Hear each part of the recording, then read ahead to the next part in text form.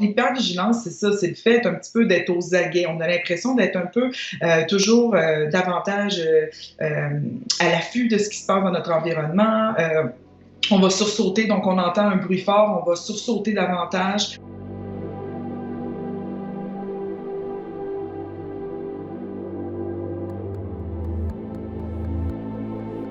C'est normal aussi qu'il y ait des symptômes là, comme justement l'hypervigilance, les sentiments de peur, le stress qui est augmenté, les difficultés de sommeil.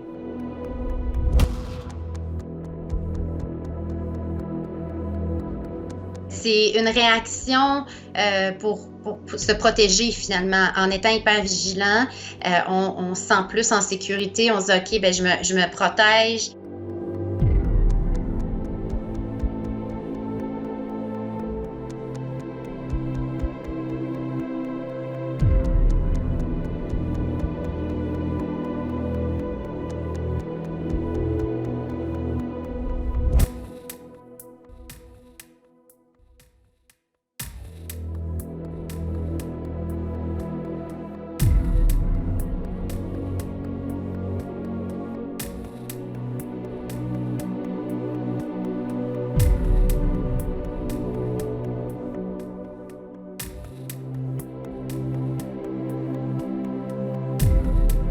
Suite à un événement X, où est-ce qu'on aurait eu peur pour notre survie, par exemple, il est normal dans les jours qui suivent, les semaines qui suivent, d'avoir des réactions de peur. Donc, d'être en état d'hypervigilance, par exemple, de moins bien dormir, d'être plus aux aguets, à l'affût quand on sort dehors.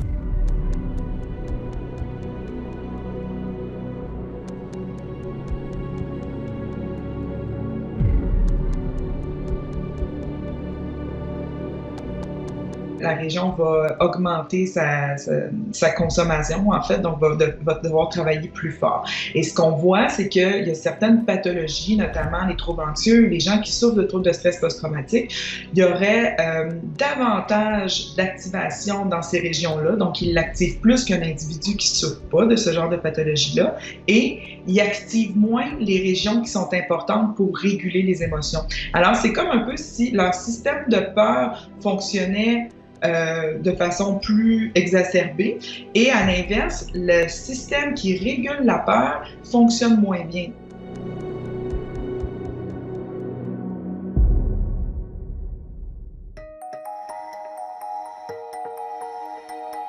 La clé, c'est de continuer, si on aime aller dans la ville de Québec, de continuer d'y aller. Ça se peut que les premières fois, justement, comme vous avez expliqué, qu'on se sente un peu en danger, qu'on soit justement hyper vigilant, qu'on n'apprécie pas autant notre promenade dans le Vieux-Québec, mais à force d'y aller, le lien entre Québec et Égal-Danger va comme se défaire parce que c'est une ville sécuritaire, puis là, on va commencer à vivre des émotions qui sont plus positives, comme dans le passé. Au niveau du stress, il y a différentes petites techniques là, qu'on peut utiliser et qui fonctionnent assez bien et qui diminuent rapidement le niveau d'hormones de stress. Cette énergie-là, bien souvent, on est assis sur notre sofa et là, on pense à ce qui s'est passé, on vient stresser, on mobilise l'énergie, mais on ne l'utilise pas. Alors, l'essentiel, c'est de faire sortir l'énergie autant que possible. Donc, en faisant du sport, ça fonctionne très bien. Aller prendre une marche, vous pouvez la faire sortir en faisant des jumping jacks dans votre salon.